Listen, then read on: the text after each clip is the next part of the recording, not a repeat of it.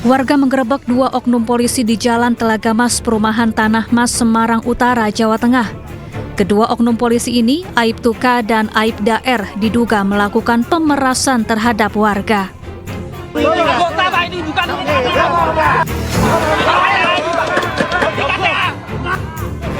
Dalam video viral, oknum polisi bersitegang dengan warga sambil menunjukkan kartu anggota kepolisian. Sementara warga berusaha mengepung sambil menahan mobil. Awalnya warga mengira oknum polisi ini merupakan debt collector. Peristiwa bermula saat sepasang kekasih memarkirkan mobilnya di lokasi. Mereka kemudian didatangi mobil berisi anggota polisi. Oknum polisi lalu menginterogasi sejoli tentang apa yang dilakukannya dalam mobil dan meminta uang 2,5 juta rupiah. Minta tolong yang perempuan, nganu lawang mobil itu buka, yang perempuan berdeli itu terus om. Jadi diseret sampai tengah sini. Nah, yang perempuan minta tolong gebar-gebar. Nah, posisi pas lagi parkir fokus sama yang minta tolong itu. Akhirnya turun semua, nyegat mobilnya yang pelakunya itu. Usai peristiwa ini viral, kedua oknum polisi langsung diperiksa Propam Polri. Dari Semarang, Jawa Tengah, Doni Marendra, iNews melaporkan. Ya, pemirsa, kecelakaan beruntun yang melibatkan 4 kendaraan roda 4 dan 2 sepeda motor terjadi di dalam area SPBU di Sleman, Yogyakarta. Akibatnya, seorang balita terluka hingga harus dilarikan ke rumah sakit.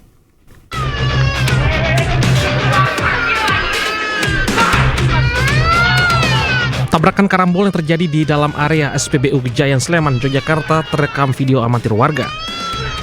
Sebuah mobil menghantam dinding pagar SPBU, sedangkan sejumlah orang berupaya menyelamatkan seorang balita yang menangis. Yang terjatuh dari motor yang ditumpangi bersama ayahnya tiba ditabrak mobil tersebut. Untungnya anak berusia 4 tahun selamat meski harus dilarikan ke rumah sakit untuk penanganan medis. Dari keterangan korban, peristiwa itu terjadi saat ia antri untuk mengisi bahan bakar. Tiba-tiba saja sebuah mobil sedan menabrak sejumlah kendaraan dan baru berhenti setelah menghantam tembok. Awal mulanya itu saya lihat itu saya lagi ngantri di bagian di antrian motor dari kanan bagian pengisian mobil itu mobil itu udah nabrak terus nabrak ke belakang terus arah ke kiri nabrak pickup terus lari lurus nabrak motor saya ini. Kecelakaan itu terjadi diduga akibat pengemudi secara tak sengaja menginjak pedal gas lalu panik kehilangan kemudi. Insiden ini mengakibatkan 2 mobil dan 2 sepeda motor rusak. Kasus kecelakaan karambol ini masih dalam penanganan unit laka Polsek Depok Timur. Dari Sleman, Yogyakarta, Heri Trijoko melaporkan. Ya, pemirsa, untuk mengetahui perkembangan kecelakaan satu bus berisikan puluhan siswa di ruas tol Pandaan Malang kilometer 72 arah Malang, sudah terhubung bersama kami pemirsa rekan Saif Hajarani langsung dari Rumah Sakit Lawang Medika di Kabupaten Malang, Jawa Timur. Selamat pagi rekan Saif, bagaimanakah kondisi para korban saat ini di rumah sakit? Ya, Pram dan juga pemirsa, bisa saya laporkan bahwa sebelumnya memang ada 19 korban yang dirawat di Rumah Sakit Lawang Medika. Namun hari ini sudah 16 orang yang masih dirawat di Rumah Sakit Lawang Medika karena 3 korban sudah dirujuk ke Rumah Sakit Saiful Anwar karena kondisinya yang semakin menurun, begitu. Pram, dari 16 korban tersebut memang mayoritas mengalami patah tulang dan harus dilakukan tindakan operasi oleh dokter di Rumah Sakit Lawang Medika ini. Untuk pihak keluarga sendiri memang menyatakan bahwa keluarga, maksud kami korban sudah tertangani dengan baik dari perawatan maupun dari tindakan operasi yang dilakukan oleh dokter Rumah Sakit Lawang Medika ini, Pram. Baik, Saif Hajarani, 3 orang dirujuk ke rumah sakit lain, sementara belasan orang masih dirawat di sana. Mungkin Anda bisa sampaikan kepada kami seperti apakah jenis luka yang mereka alami saat ini? Ya, kalau memang di Rumah Sakit Lawang Medika sendiri ada 12 orang yang dilakukan tindakan di ruang operasi dan ada 4 orang yang mengalami luka ringan. Di 12 korban ini rata-rata mengalami patah tulang dan harus dioperasi di ruang operasi Rumah Sakit Lawang Medica ini, Pram. Oke, baik. Terkait penyebab pasti dari kecelakaan, apakah sudah diketahui rekan Saif? Ya, menurut Kasat Lantas Polres Pasuruan kemarin, memang dugaannya adalah kelalaian dari pihak pengemudi yang tidak fokus saat mengemudikan bus yang berpenumpang para siswa SMA Negeri 1 Porong ini, Pram. Oke, kalau untuk tujuannya rekan Saif ini agak cukup jauh perjalanannya. Kemanakah tujuan dari rombongan siswa tersebut rekan Saif? Ya, dari keterangan keluarga ataupun orang tua, memang rombongan siswa-siswi ini memang akan melakukan prosesi foto bersama untuk buku kenang-kenangan kelulusan itu, Pram. Oke, baik. Baik, Saif Hajarani, terima kasih. Kami masih menanti update terbaru dari Anda dan selamat bertugas kembali. Dan pemirsa, untuk mengetahui perkembangan terkait kelangkaan tabung gas LPG ukuran 3 kg di kawasan Manggarai, Jakarta Selatan, pemirsa, sudah terhubung bersama kami rekan Henry Aprila di sana. Selamat siang rekan Henry, apakah masih terjadi antrian pembelian gas LPG di lokasi Anda saat ini? Selamat siang Pram, betul sekali kalau untuk terkait dengan penjualan gas LPG 3 kg, memang pemerintah sudah menerapkan terkait dengan peraturan penjualan gas LPG 3 kg ini sejak 1 Februari 2025. Kalau saat ini kami sudah berada di salah satu toko yang berada di Manggarai, Jakarta Selatan, yang juga ikut melakukan penjualan dari gas LPG 3 kg. Sedikit kita tunjukkan, Pram, inilah gas LPG 3 kg yang sudah ada di kawasan Manggarai. Ini kalau kami tanyakan kepada penjualnya, emang ini sedang kosong. Kemudian ini memang menjadi kesulitan untuk penjual maupun pembeli dapat melakukan pembelian gas LPG 3 kg.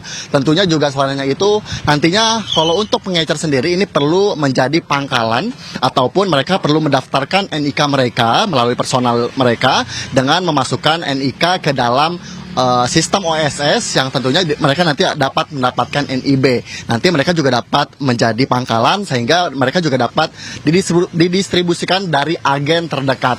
Kemudian kalau kami tanyakan kembali kepada para pembeli maupun penjual, memang mereka mengeluhkan dengan adanya peraturan ini dan juga tentunya tujuannya memang pemerintah dengan menerapkan ini untuk melakukan efisiensi dan tentunya juga masyarakat dapat menggunakan gas LPG ini dengan manfaat yang baik kemudian seperti itu. Nah, kalau kita bertanya langsung kepada salah satu penjual, kita sudah bersama dengan salah satu penjual di toko yang ada di Manggarai. Halo Bapak, sebelumnya selamat siang, dengan Bapak siapa?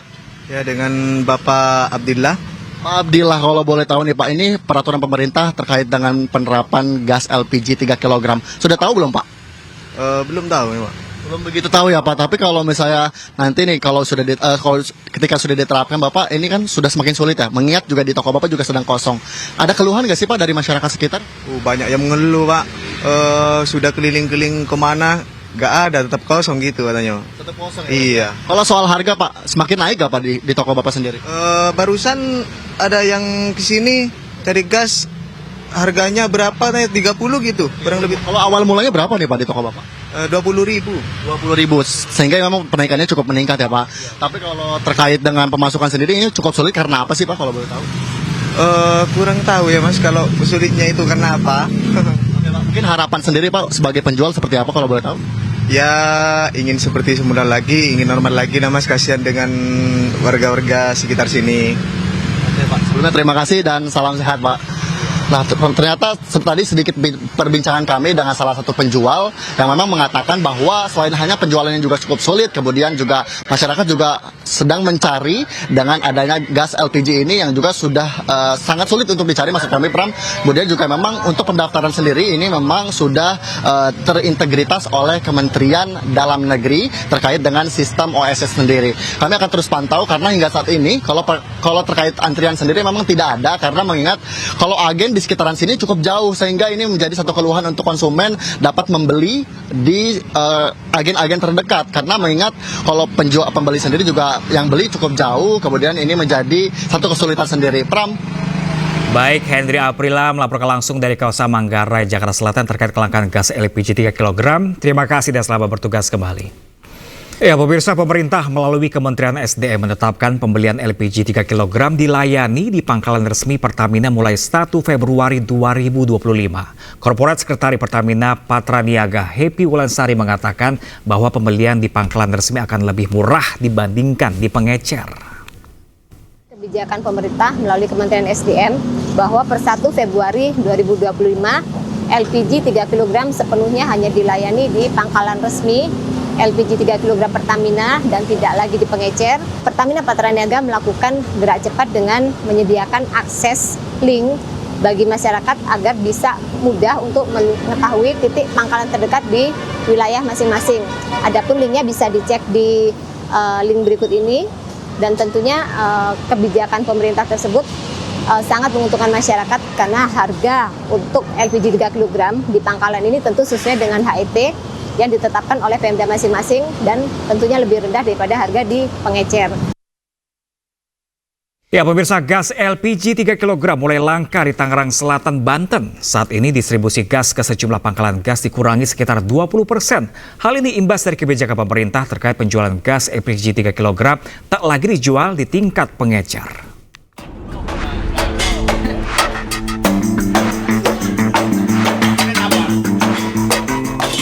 Kekosongan gas LPG 3 kg terjadi di salah satu pangkalan resmi gas di Seruat Ciputat, Tangerang Selatan, Banten. Kekosongan tabung gas LPG ini buntut dari pembatasan kebijakan pemerintah melalui Kementerian ESDM yang melarang para pengecer menjual gas LPG 3 kg. Dampak dari kekosongan gas LPG 3 kg ini membuat pemilik pangkalan resmi gas membatasi penjualan dengan cara 5 tabung gas saja ke tingkat pengecer dari sebelumnya yang bisa mencapai 15 tabung gas per hari. Data dari pemilik pangkalan resmi menyebut bila sebelumnya pihaknya bisa mendapatkan jatah dari agen besar sekitar 2.600 tabung gas setiap bulannya, namun saat ini hanya sekitar 1.500 hingga 2.000 tabung gas saja. Hal ini pun berimbas pada omset para pemilik pangkalan gas yang mengalami penurunan hingga 20%. Ya kalau bisa mah diperhatiin rakyat dah, jangan dikurang-kurangin. Ya orang pada nyari gas bingung. Lari sana lari sini, sebelumnya bisa 2.600. Sekarang dikurangin aja 20%. Para pemilik pangkalan gas pun berharap kepada pemerintah untuk segera mencabut keputusan kebijakan larangan penjualan gas di tingkat pengecer agar masyarakat khususnya kalangan menengah ke bawah dapat mendapatkan gas LPG secara merata dan juga mudah. Dari Tangerang Selatan, Banten, Nunung Purnomo, iNews melaporkan. Sementara itu, pemirsa, Gubernur Jakarta terpilih Pramono Anung tak mempermasalahkan pelantikannya sebagai kepala daerah ditunda. Pramono mengaku mengikuti keputusan pemerintah pusat.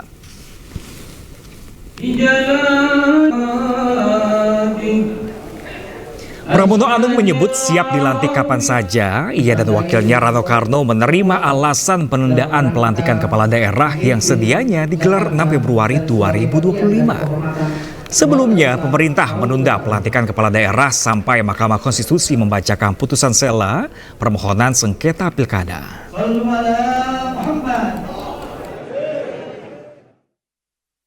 Saya dan Bang Dul tidak pernah menjanjikan yang tidak bisa dikerjakan.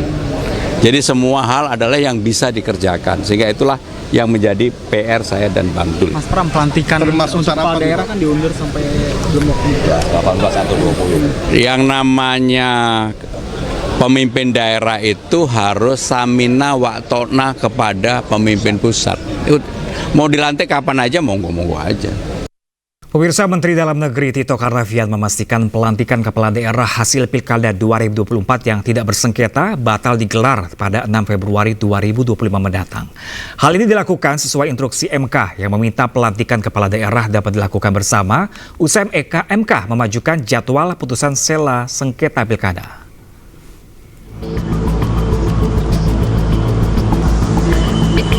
Pemerintah memastikan bakal melantik para kepala daerah terpilih Pilkada 2024 non-sengketa yang rencananya akan digelar pada 6 Februari 2025 mendatang.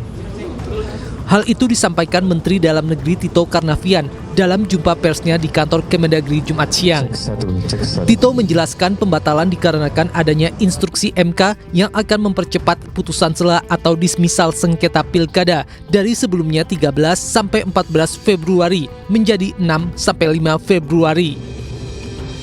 Sehingga MK meminta agar pelantikan kepala daerah non-sengketa dapat digabungkan dengan kepala daerah hasil dismisal. Hari Senin nanti ada rapat kerja dengan Komisi DPR RI, sekaligus juga salah satunya saya akan menyampaikan hal ini. Karena ini kan ada putusan sela yang kita nggak tahu gitu, yang kemarin tanggal 30. Dan hari ini saya lihat sudah keluar revisi peraturan Mahkamah Konstitusi yang tegas menyebutkan dari tadinya tanggal 13 menjadi tanggal 5 Februari untuk pembacaan sidang dismisal. Tito memperkirakan proses pelantikan usai putusan sela sengketa pilkada di MK dapat digelar antara 17 hingga 20 Februari 2025. Dari Jakarta, Rani Sanjaya, iNews melaporkan. Sementara itu, pemirsa, puluhan ribu massa dari Aliansi Bela Palestina menggelar Long March di kawasan Gedung Negara Geraha di Surabaya. Mereka menyuarakan kemerdekaan bagi rakyat Palestina.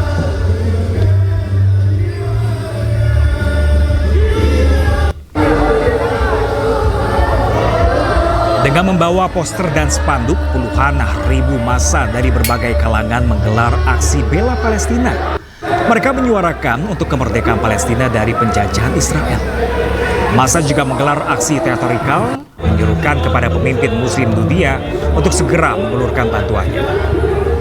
Tim gabungan Polda Jatim melakukan pengamanan di kawasan Gedung Negara Geraha di Surabaya. Sementara arus lalu lintas di kawasan Jalan Gubernur Suryo ditutup total dan kendaraan dialihkan ke Jalan Simpang Dukuh Surabaya.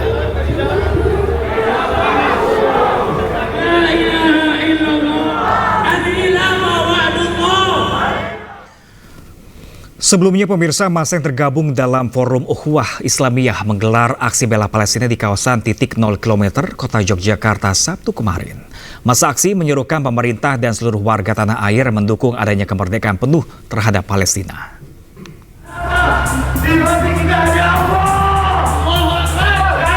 Massa dari sejumlah elemen yang tergabung dalam Forum Ukhuwah Islamiyah menggelar aksi bela Palestina di kawasan titik 0 km Kota Yogyakarta Sabtu siang. Meski telah ada kesepakatan gencatan senjata antara Hamas dan militer Israel, massa menyatakan akan terus melakukan aksi demi terwujudnya kemerdekaan Palestina yang sepenuhnya. Massa aksi juga menyerukan pemerintah serta seluruh warga tanah air untuk tetap mendukung kemerdekaan penuh Palestina melalui aksi boikot produk yang diduga terafiliasi Israel. Setelah 15 bulan yang lalu, rakyat dan bangsa Palestina menghadapi agresi Israel laknatullah, pembunuhan genosida kepada rakyat Palestina yang tanpa kemanusiaan adalah merupakan kejahatan berat yang bertentangan dengan hak asasi manusia. Oleh karena itu menjadi kewajiban kita bersama-sama sebagai seorang Muslim yang beriman merasa bertanggung jawab untuk menegakkan kebersamaan.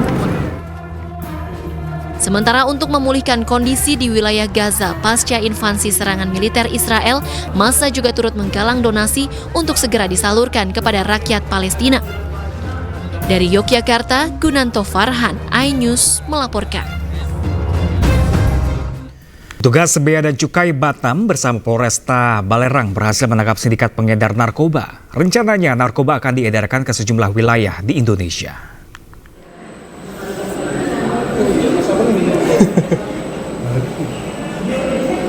Sejoli, Dani, dan Asi, warga Pekanbaru Riau, tak bisa berkutik saat petugas Bea Cukai mengamankan 2 koper milik mereka saat melewati alat pemindai di Bandara Hang Nadim, Batam. Di dalam koper, petugas menemukan 8 bungkus narkoba jenis sabu seberat lebih dari 2 kg. Keduanya mengaku narkoba jenis sabu ini akan dibawa ke Kendari melalui jalur udara. Keduanya pun menyebutkan nama Awi dan Oki, warga Selat Panjang, Riau, sebagai pemilik narkoba. Tak menunggu lama, petugas Bea dan Cukai Batam mendatangi hotel yang diduga menjadi tempat Awi bermalam selama di Batam. Petugas Bea dan Cukai Batam bersama Satres Narkoba Polresta Barelang berhasil mengamankan beberapa orang di 5 kamar hotel di kawasan Jodo Batam. Dari salah satu kamar yang ditempati oleh Awi, petugas kembali menemukan 8,9 kg narkoba jenis sabu yang juga tersimpan di dalam koper. Keempat pelaku merupakan sindikat narkoba yang dikendalikan oleh DPO, seorang wanita warga Batam yang juga terlibat jaringan narkoba asal Malaysia. Sabu dibawa dari Malaysia ke wilayah Indonesia melalui jalur laut. Kami melakukan penggerebekan dan penggeledahan di salah satu hotel di kawasan Jodoh, Pulau Batam, di mana kami menemukan 5 kamar yang digunakan oleh pengendali, ya, pengendalinya daripada RD dan AM yang penumpang tadi. Ya, kita temukan barang bukti sebanyak 8.715 gram. Saat ini, petugas masih mengejar 2 pelaku pemasok sabu dari Malaysia menuju Kepulauan Riau. Dari Batam, Kepulauan Riau, Gusti Yenosa, iNews melaporkan. Pemirsa, penertiban PKL di kawasan pertokoan di Kota Padang, Sumatera Barat berlangsung ricuh. Puluhan pedagang mengamuk dan memblokade jalan raya sehingga tak bisa dilewati.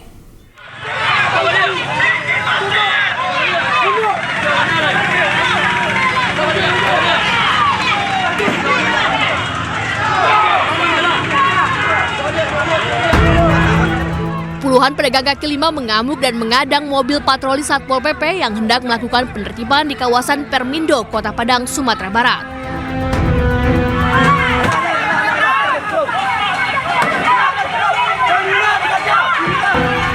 Mama ini juga memblokade jalan raya dan menutup akses masuk ke lokasi tersebut sehingga tidak bisa dilalui kendaraan.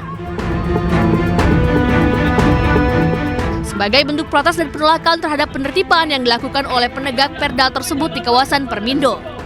Guna menghindari bentrok, penertiban pun akhirnya ditunda sementara waktu. Solusi jalan keluar terbaik bagi mereka untuk bisa tetap mencari nafkah untuk keluarga mereka, anak istri mereka. Karena di sini mereka juga berjualan di sini itu sudah lamanya 10-an tahun. Lakukan pengawasan dan penertiban terhadap pedagang kaki lima yang berada di Jalan Permindo.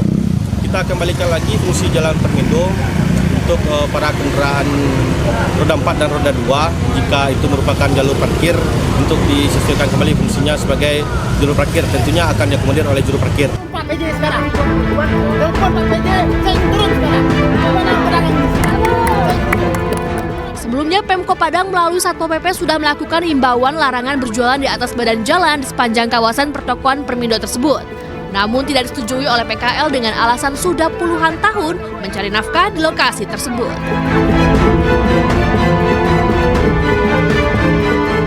Dari Padang, Sumatera Barat, Budi Sunandar, iNews melaporkan. Kita ke informasi selanjutnya, pemirsa. Bank Indonesia buka suara terkait dengan Google yang menampilkan level nilai tukar mata uang dolar Amerika Serikat terhadap rupiah yang berada di level 8.100-an rupiah.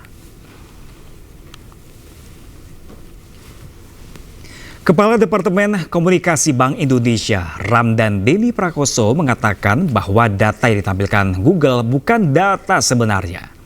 Bank Indonesia mencatat seharusnya kurs Rp16.312 per 1 dolar Amerika Serikat pada tanggal 31 Januari 2025. Sebelumnya, Google diduga mengalami masalah saat menampilkan nilai tukar rupiah ke dolar Amerika berada di level Rp8.170 pada 1 Februari 2025. Nilai tukar rupiah 8.170 per US dollar sebagaimana yang terlihat di halaman Google, menurut kami bukan level yang seharusnya, bukan level yang sebenarnya, karena data GISDOR di tanggal 31 Januari 2025 sebagai yang ada dalam website Bank Indonesia, 1 dolar adalah Rp16.312. Oleh karena itu, kami sudah berkoordinasi, komunikasi dengan pihak Google Indonesia dan berharap Google dapat menyelesaikan masalah ini dengan secepat-cepatnya. Sementara itu, pemirsa, seorang warga negara Ukraina diduga diculik dan diperas oleh geng warga negara Rusia di Badung, Bali. Namun terduga pelaku belakangan dibebaskan polisi karena berhasil membuktikan dirinya tidak sedang berada di Bali saat kejadian.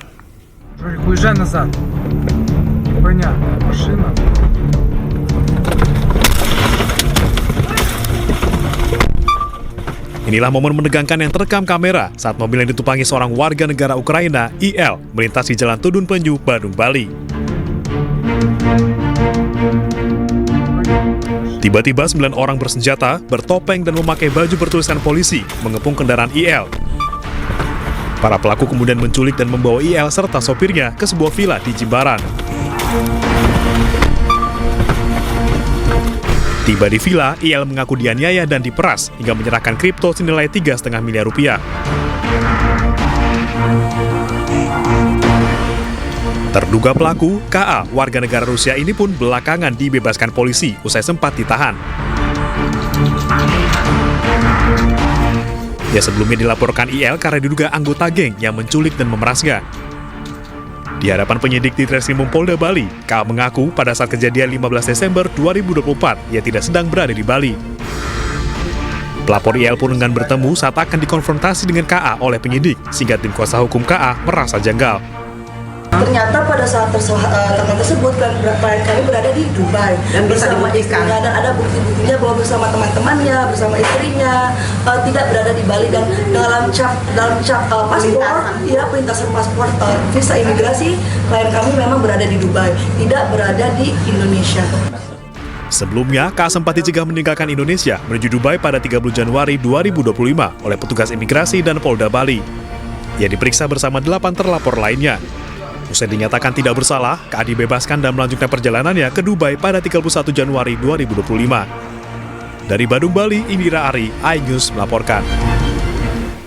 Ya pemirsa, makan siang bagi sebagian orang seringkali terlewatkan. Namun di Italia, makan siang menjadi rutinitas yang cukup penting. Bahkan ada penanda khusus untuk membuat warga Italia bergegas meninggalkan aktivitas mereka dan segera bersantap siang. Dan rekan kami, Gede Satria melaporkan untuk Anda dari Roma, Italia.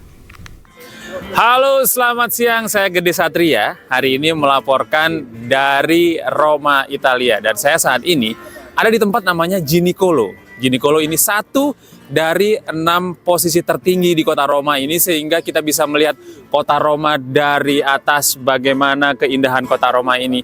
Tapi ada satu hal yang paling menarik buat saya adalah cara mereka untuk mengingatkan warganya, jangan lupa untuk makan siang. Nah, seperti apa cara paling ekstrim yang pernah saya lihat dalam rangka mengingatkan betapa pentingnya ini lunch atau makan siang? Kita simak sama-sama nanti ya.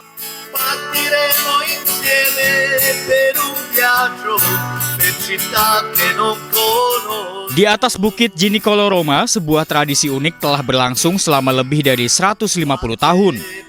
Setiap hari, tepat pukul 12 siang, suara dentuman meriam menggema di langit kota Roma. Pasukan khusus angkatan bersenjata Italia, lengkap dengan seragam Perang Dunia Pertama, mempersiapkan meriam. Penggunaan meriam sejak tahun 1847 ini menandakan waktu memasuki tengah hari.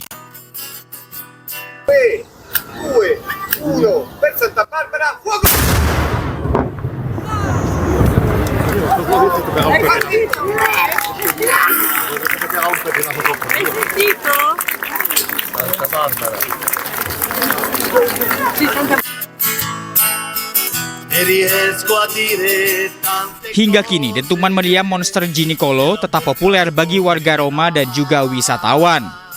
Gelegar suaranya menjadi penanda kota berhenti sejenak dari rutinitas dan bersiap menyantap makan siang ala Italia. Dentuman meriam di Ginicolo bukan hanya sekedar suara, melainkan warisan sejarah militer dan keunikan Roma yang terus dijaga hingga jadi sebuah identitas.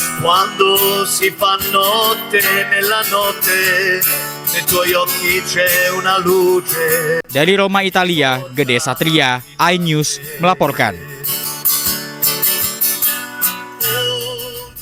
Pemirsa, tim Indonesia untuk Asian Winter Games Harbin 2025 resmi dikukuhkan oleh Ketua Umum Komite Olimpiade Indonesia atau NOC Indonesia, Raja Sapta Oktohari. Keikutsertaan kedua kalinya ini menjadi bukti eksistensi Merah Putih di multi-event olahraga musim dingin.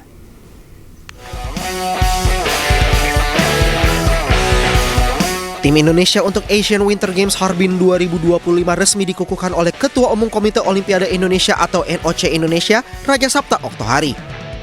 Pelepasan tim Indonesia menuju Asian Winter Games ditandai dengan apel yang digelar di Aula Gedung Komite Olimpiade Indonesia di kawasan Sudirman, Jakarta.